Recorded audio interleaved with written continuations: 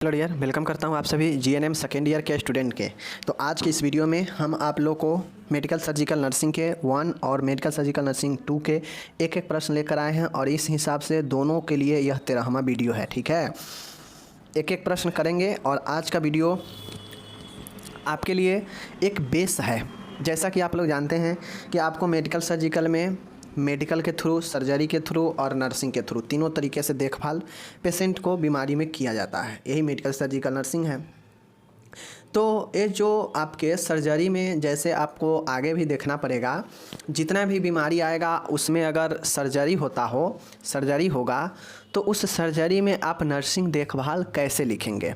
तो ये जो सर्जरी का जो टेक्निक्स है, जो प्रोसीड्यूर है, हम लोग ये जो चैप्टर पढ़ रहे हैं MSN 1 में, इसका नाम ही है कि सर्जरी के लिए प्रोसीड्यूर और टेक्निक। ठीक है ना, एनेस्थेसिया इसमें हम लोग पढ़े हैं। ठीक है, उसके बाद हम लोग आज देखने वाले हैं, एक प्रश्न बनता है शल्य क्रिया से पूर्व नर्सिंग देखभाल, मतलब प्री ऑपरेटिव नर्सिंग केयर। ठीक है, और सर्जरी से पूर्व रोगी की देखभाल में नर्स की भूमिका को बताना है। आपसे भी एग्जाम में जाएंगे तो सेम वही क्वेश्चन पूछेगा। कोई भी सर्जरी रहेगा, कहेगा कि इस सर्जरी के लिए पोस्ट ऑपरेटिव, प्री ऑपरेटिव दोनों तरीके से नर्सिंग मैनेजमेंट लिखे या नर्सिंग का भूमिका लिखे, नर्सिंग का कार्य लिखे। मेरे डियर, एक बात आप लोग दिमाग में खोल कर बैठा लीजिए, कोई भी सर्जरी के लिए, कोई भी सर्जरी हो, उसके लिए नर्सिंग देखभाल सभी में आप एक ही तरीका लिखने का अपना सकते हैं। ठीक है, ये अलग की बात है कि सब सर्जरी अलग अलग होगा। ठीक है ना, उसके साइट और उसके साइज और उसके कंडीशन के हिसाब से। लेकिन आप नर्सिंग केयर चाहे प्री ऑपरेटिव हो, मतलब सर्जरी से पहले की बात हो, या सर्जरी से बाद की बात हो, या फिर सर्जरी के दौरान की बात हो, सब तरीका में आपको जो है तरीका सेम अपनाना है। मैटर आप लोग जो भी लिखे, लेकिन तरीका यही होगा जो आज हम बताने जा रहे हैं। यहाँ पे कोई सर्जरी के नाम नहीं है, आपको दे देगा। जैसे ट्रेकिया का सर्जरी होता है उसे ट्रेकियोस्टोमी कहते हैं। ठीक है ना, उसी प्रकार से जो है बहुत सारे सर्जरी है जिनके नाम है, तो आपको डायरेक्ट सर्जरी के नाम दे देगा, कहेगा कि इस सर्जरी में नर्सिंग केयर प्रदान करे, नर्सिंग मैनेजमेंट बताए। तो नर्सिंग प्रबंध पूछेगा तो सबसे पहले आप नर्सिंग की पूर्व सर्जरी से पहले की देखभाल मैनेजमेंट लिखिएगा, और उसके बाद सर्जरी के बाद की देखभाल लिखिएगा, और बीच में जो होता है, जो सर्जरी के दौरान होता है मैनेजमेंट नर्स के द्वारा, वह ड्यूरिंग होगा। समझ गए, सर्जरी के दौरान। तो यह 3 कंडीशन में आप लोग को लिखना पड़ता है सर्जरी के वाले पेशेंट के लिए नर्सिंग मैनेजमेंट, नर्सिंग रोल। तो चलिए आज हम लोग पहला देखेंगे प्री ऑपरेटिव सर्जरी से पहले किन किन बातों को हम लोग सर्जरी में ध्यान रखेंगे नर्सिंग मैनेजमेंट में। ठीक है ना, चलिए मेरे डियर, यहाँ पे प्री ऑपरेटिव सिर्फ हम देख रहे हैं। इसके बाद हम लोग देखेंगे सर्जरी के दौरान पेरी ऑपरेटिव, उसके बाद पोस्ट ऑपरेटिव देखेंगे। तो ये तीनों समझ जाएंगे। इसके बाद कोई भी सर्जरी में नर्स की भूमिका पूछेगा तो सेम तरीका अपनाकर आप जो है चीज़ों को लिखिएगा। ठीक है, चलिए यहाँ पे देखिए, शल्य क्रिया पूर्व नर्सिंग देखभाल, pre operative nursing care. Surgery से पहले नर्सिंग देखभाल क्या क्या होनी चाहिए देख लीजिए। सर्जरी का समय निर्धारित हो जाने से लेकर रोगी को ऑपरेशन थिएटर में भेजने से पूर्व उसे जो देखभाल प्रदान की जाती है वह शल्य क्रिया पूर्व देखभाल, प्री ऑपरेटिव नर्सिंग केयर होते हैं। मेरे डियर, एक बात आपको समझना पड़ेगा कि कोई भी पेशेंट अचानक से जाके सर्जरी नहीं करा सकता है।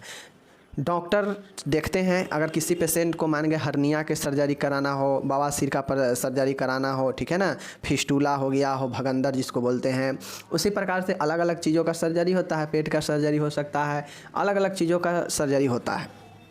अब डॉक्टर से पहले आप दिखाएंगे, डॉक्टर को लगे स्टोन के सर्जरी होता है तो डॉक्टर को दिखाते हैं, डॉक्टर को लगता है कि हाँ अब इसको दवाई से जाने वाला नहीं है प्रॉब्लम, तो सर्जरी के रिकमेंडेड करते हैं डॉक्टर। अब ये सर्जरी के जब शुरू करते हैं तो ऐसा नहीं है कि सीधा सर्जरी कर दिया जाता है। उसको सर्जरी से पहले डॉक्टर कह दिया कि हाँ सर्जरी होगा, तो अब उसके लिए डेट को क्या करते हैं, फिक्स करते हैं कि फलाने डेट तक आपका सर्जरी होगा।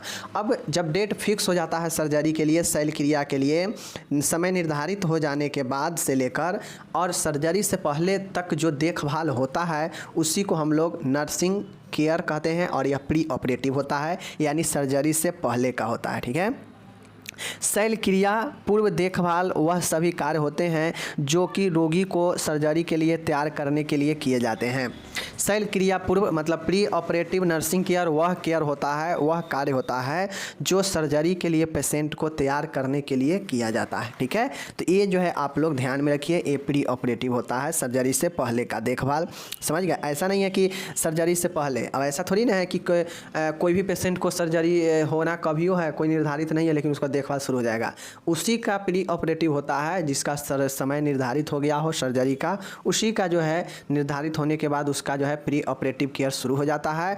और प्री ऑपरेटिव केयर जो है सर्जरी होने से पहले तक जो है चलते रहता है। ठीक है, शल्य क्रिया, अब यहाँ पे देखिए शल्य क्रिया पूर्व यानी प्री ऑपरेटिव केयर में नर्स का जो भूमिका होता है, जो मैनेजमेंट नर्स का कार्य जो होगा वह निम्न तरीके से होते हैं। कौन कौन तरीके हैं मेरे डियर? पहला तरीका है लिखित सहमति प्राप्त करती है।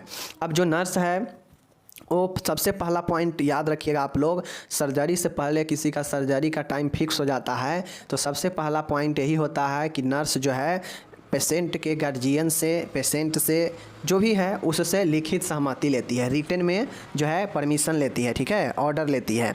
क्या होता है इसमें? सर्जरी से पूर्व रोगी को होने वाले सर्जरी के बारे में बताना चाहिए। सर्जरी से पहले रोगी को जो है सर्जरी से पहले रोगी को सर्जरी के बारे में बतानी चाहिए। रोगी को सहमति पत्र पर हस्ताक्षर करवाने चाहिए। जो लेटर होता है जो सर्जरी से पहले साइन लिया जाता है पेशेंट का और उसके आदमियों का, उससे सहमति जो है हस्ताक्षर करवानी चाहिए।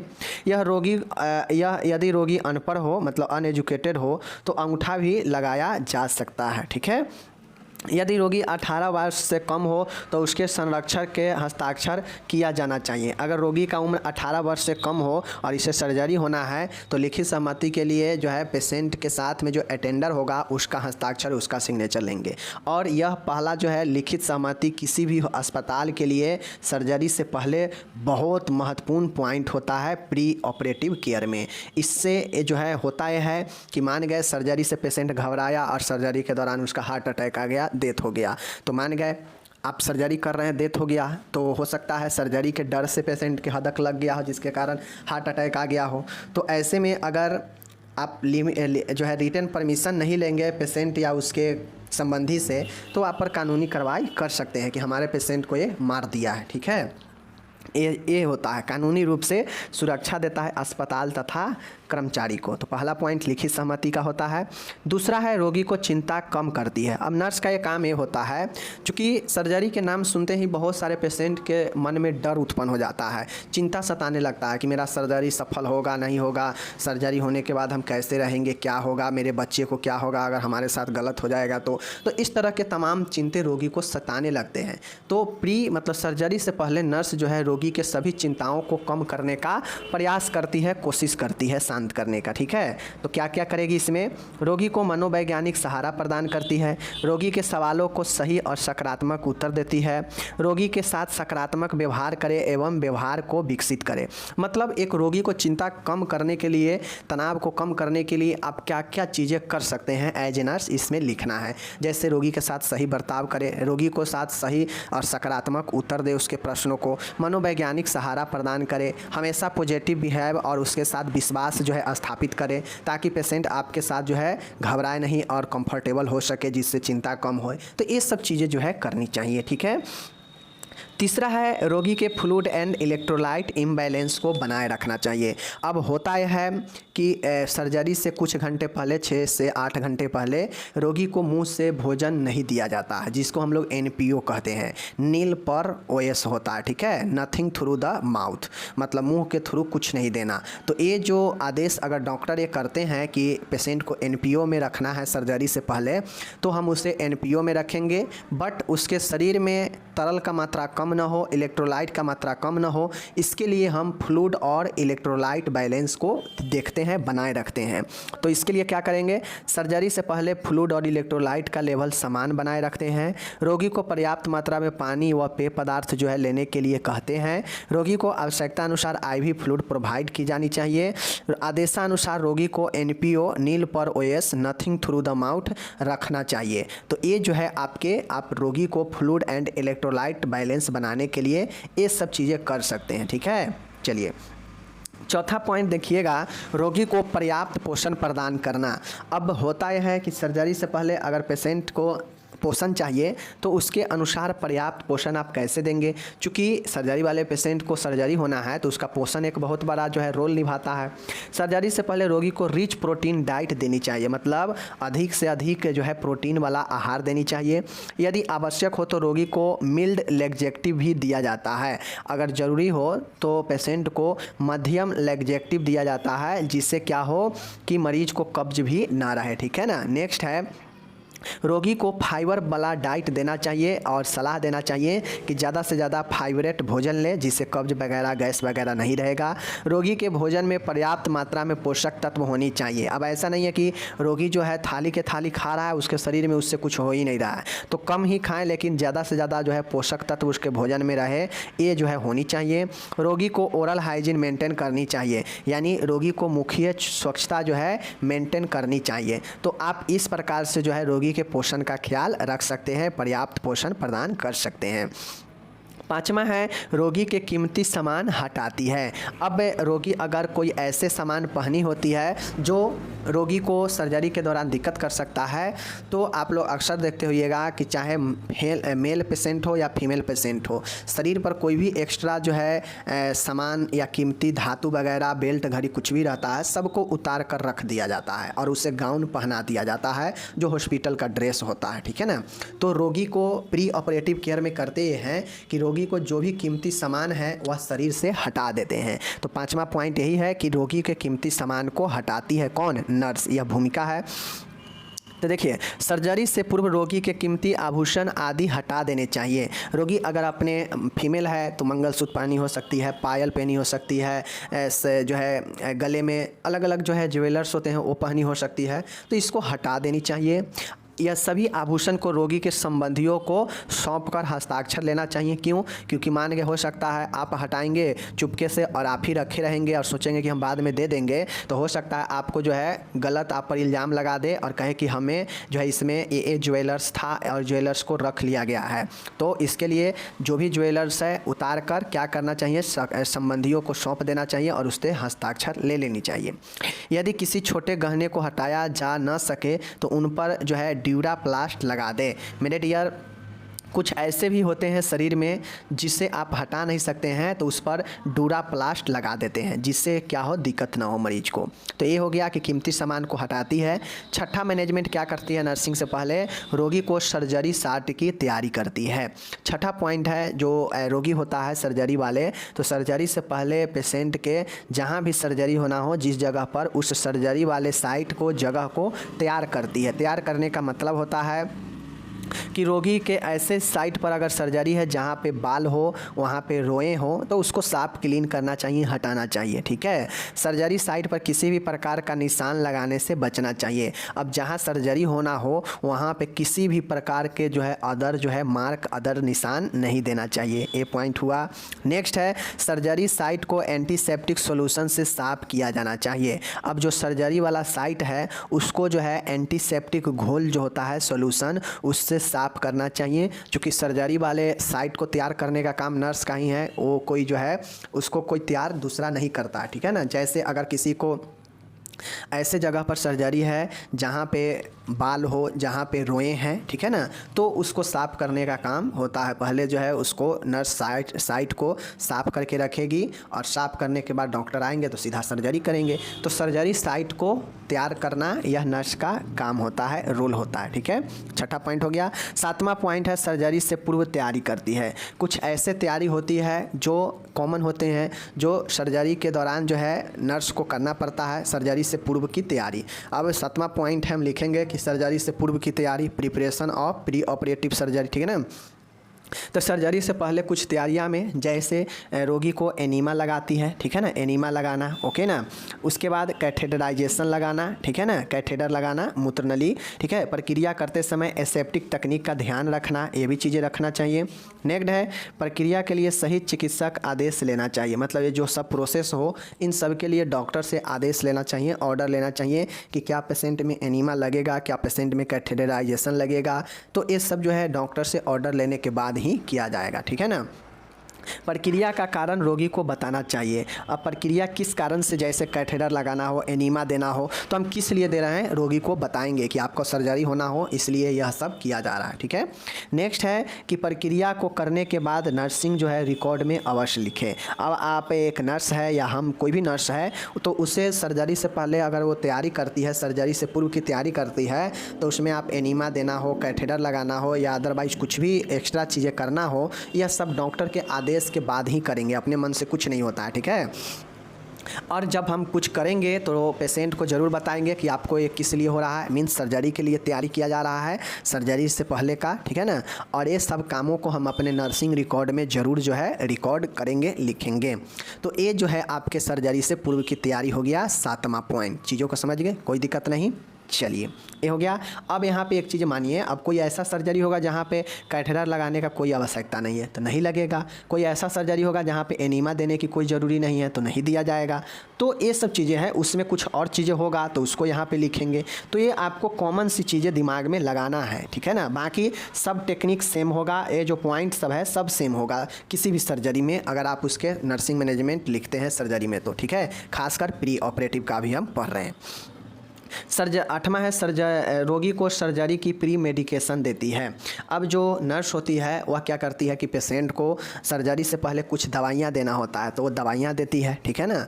दवाइयाँ देने का मतलब होता है कि प्री मेडिकेशन मतलब कुछ मेडिकेशन दिया जाता है पेशेंट को, जैसे जो ऑर्डर रहता है प्रिस्क्रिप्शन पर वो दवाइयाँ जो है अच्छी तरीक़ा से नर्स को पढ़ लेना चाहिए। ठीक है। एनेस्थेटिक अगर दवा देना है तो उसे हम लोग प्री एनेस्थेटिक चेकअप करते हैं, मतलब PAC होता है जिसको हम लोग पैक कहते हैं। यह पैक का मतलब होता है प्री एनेस्थेटिक चेकअप, मतलब एनेस्थेसिया से देने के समय ये चेकअप होता है। ये ऑर्डर को पढ़ना चाहिए, ये सब प्री मेडिकेशन में होता है। चूँकि हम लोग सर्जरी से किसी को तैयार करते हैं तो सर्जरी होने से पहले जो है एनेस्थेटिक दिया जाता है। ठीक है ना। चूँकि पेशेंट को जिस भी जगह पर सर्जरी करना है उसे तो सुन्नपन करना रहता है, तो इसीलिए पैक का जांच किया जाता है प्री एनेस्थेटिक चेकअप। ठीक है ना।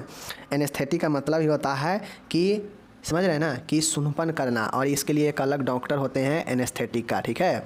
एनेस्थेटिक दवा रोगी को प्रदान करनी चाहिए, जैसे डाइजेपाम, लोरेंजेपाम, यह आपके एनेस्थेटिक दवाई होता है। देखिए ये दवाई शरीर के गति को क्या करता है, मूवमेंट को कम कर देता है, व्यक्ति ज़्यादा हिल डुल या इधर उधर नहीं कर पाता है। और बाकी कुछ ऐसे एनेस्थेटिक एजेंट है जिसको दिया जाता है सुन्नपन उत्पन्न करने के लिए। तो यह जो है आपको क्या करता है, सिडेटिव ग्रुप की दवाइयाँ होता है, एनेस्थेटिक दवा डाइजेपाम, लोरेंजेपाम। ठीक है।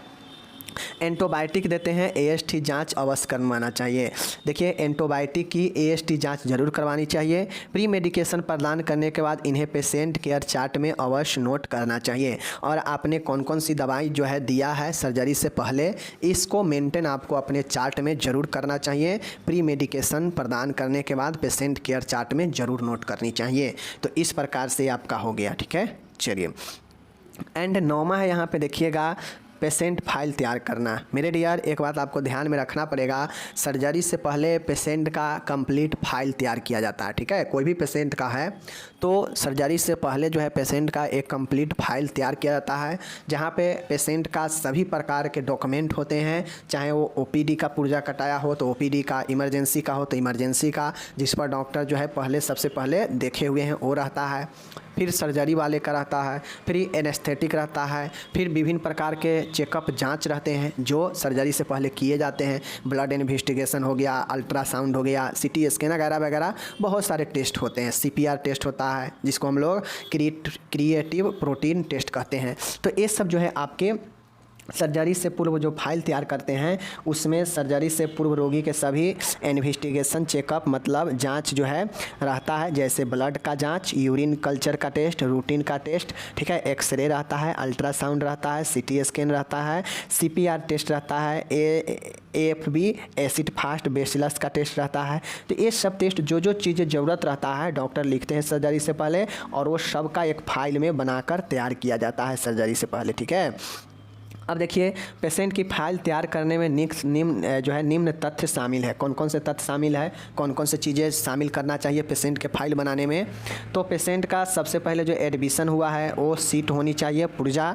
ओपीडी में अगर दिखाया है तो ओपीडी कार्ड होनी चाहिए। पेशेंट का रिटन कंसेंट मतलब लिखित रूप से जो सहमति पत्र होता है वो होना चाहिए। डॉक्टर का नोट्स होना चाहिए, नर्सिंग का नोट्स होना चाहिए।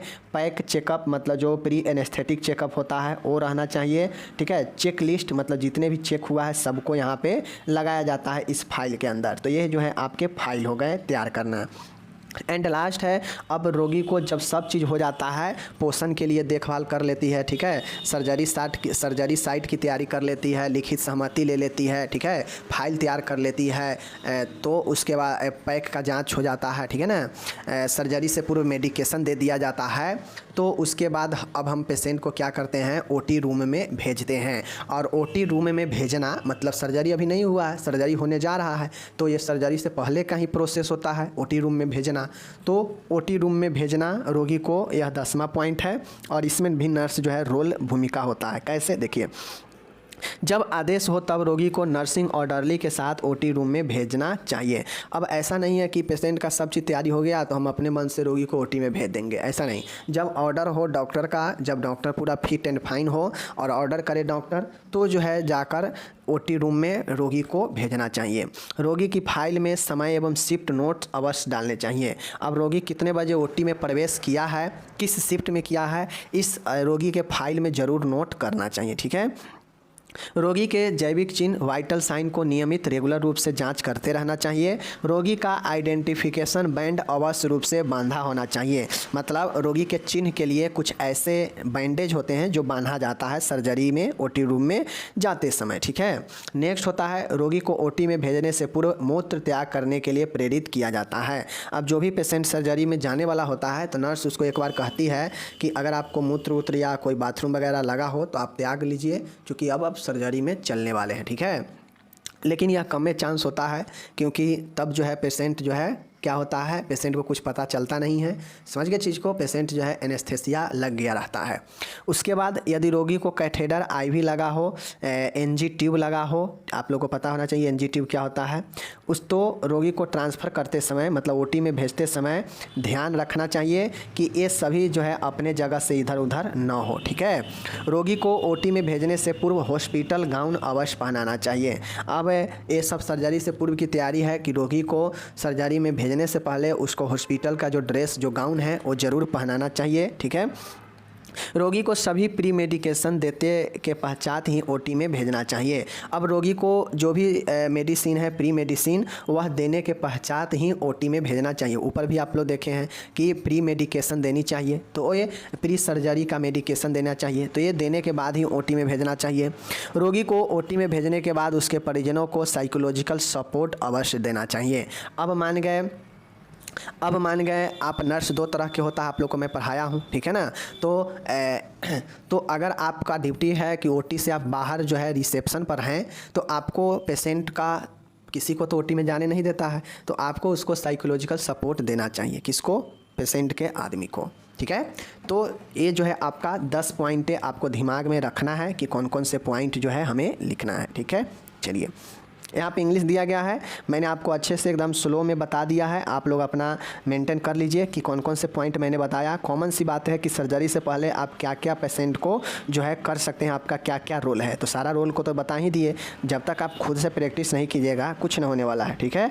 चलिए, अब हमारा नेक्स्ट क्वेश्चन है हमारे सामने, कैलियोजन किसे कहते हैं, इसके कारण, लक्षण, उपचार व जटिलता लिखे। मेरे डियर देखिए कैलेजियन, ठीक है ना, कैलिजियन क्या होता है, कैलिजियन क्या होता है, सबसे पहले हम लोग जानेंगे कैलिजियन क्या होता है। देख लीजिए मेरे डियर, कैलिजियन जो होता है आँखों की पलकों के किनारे के पास का सूजन आना, जो कि देख लीजिए मेबोमैन ग्लैंड से निकलने वाले स्रावों के अवरोध होने से उत्पन्न होते हैं, कैलिजियन कहलाते हैं। इसे मेबोमेन सिस्ट भी कहा जाता है। देखिए होता यह है, कि एक ग्लैंड है मेबो, देख लीजिए मेबोमेन एक ग्लैंड है, एक ग्रंथि है। अब ग्रंथि का काम है कि कुछ ना कुछ चीज़ों का सिक्रेशन करना, स्राव करना।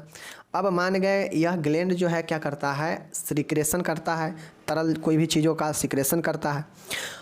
अब इससे जो स्राव होता है तो इस ग्लैंड में अवरोध आ जाता है, ऑब्स्ट्रक्ट हो जाता है, मतलब रुकावट आ जाता है।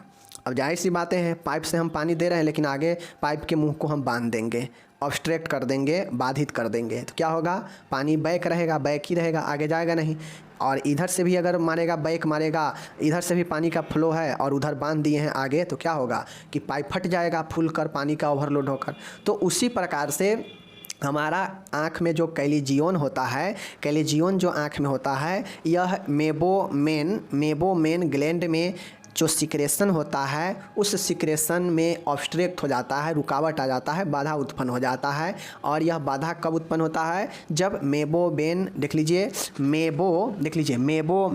ग्लैंड में मेबोमीन ग्लैंड में ऑब्स्ट्रक्ट हो जाता है, अवरोध हो जाता है। और उसके कारण जो सिक्रेशन है वह क्या होता है, अवरोध उत्पन्न होने से उसमें दबाव देता होगा, उसमें जमावट होता होगा, जिसके कारण उसमें क्या होता है, अवरोध होने से जो है आँखों में क्या होता है, सूजन आ जाता है। और उसी को हम लोग कैलिजियन कहते हैं, समझ गए। इसे हम लोग मेबोमियन सिस्ट कहते हैं। ये जो कैलिजियन है इसे हम लोग मेबोमियान सिस्ट भी कहते हैं, मेबोमियान सिस्ट भी कहते हैं, ठीक है।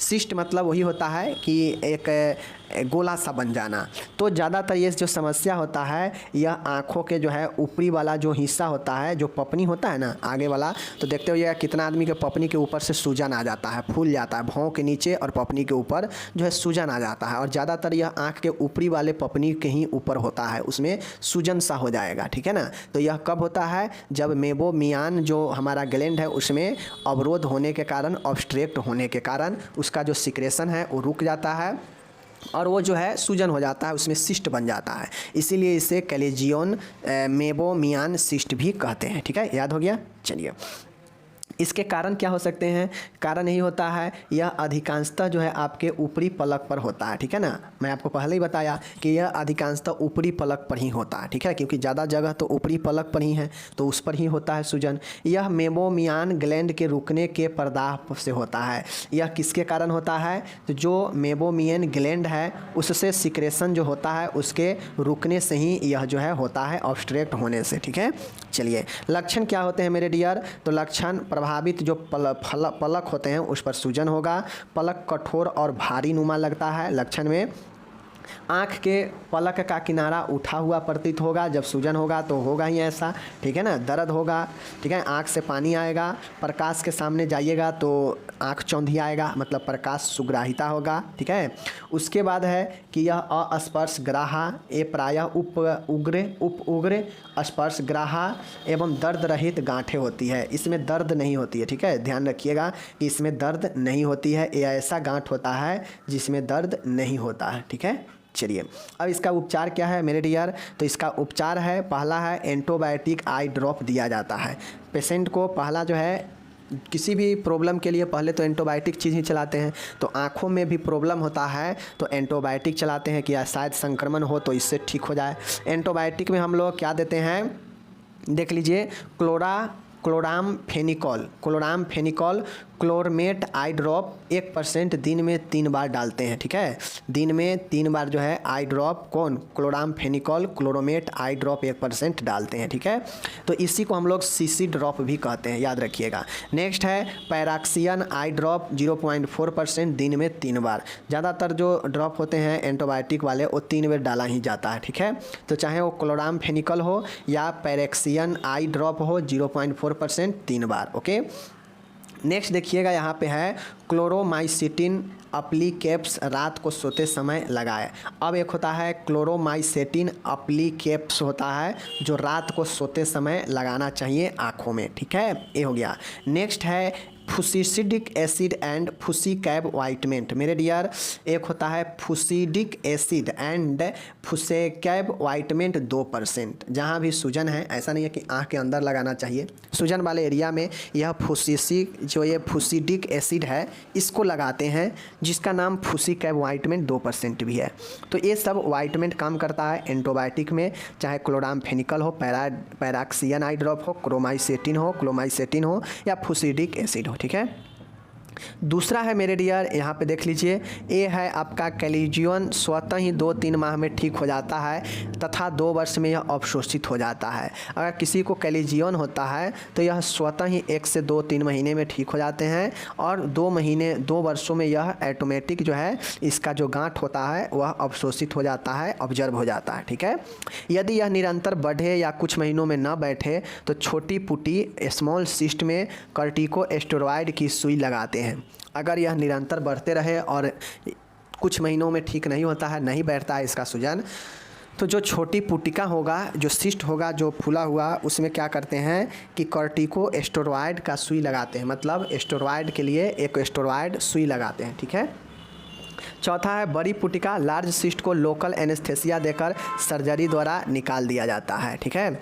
अगर सिस्ट अगर बड़ा हो गया हो तो उसे लोकल एनेस्थेसिया देकर सर्जरी द्वारा उस सिस्ट को, उस ठोस पदार्थ को निकाल दिया जाता है। ठीक है। अगर स्मॉल सिस्ट है, मतलब छोटा सा है अभी, तो उसे जो है क्या किया जाता है, इंजेक्शन देकर कॉर्टिकोस्टेरॉइड का सुई लगा देते हैं। ठीक है।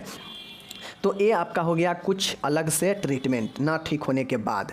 अब इसका जटिलता ये होगा कि एस्टिमेटिज्म होगा। पेशेंट को अगर ये प्रॉब्लम होता रहा तो उसका कॉम्प्लिकेशन ये होगा कि इससे एस्टिमेटिज्म होता है। ठीक है ना। चलिए, अब नर्सिंग प्रबंध, नर्सिंग क्या क्या कर सकती है। इसमें पीड़ित व्यक्ति को धूम्रपान बंद कर देना चाहिए। जो भी व्यक्ति को पीड़ित है उसको स्मोकिंग, धूम्रपान नहीं करनी चाहिए। हाइपरटेंशन से पीड़ित व्यक्ति को अपना पूर्ण परीक्षण करवाना चाहिए एक बार। ठीक है ना।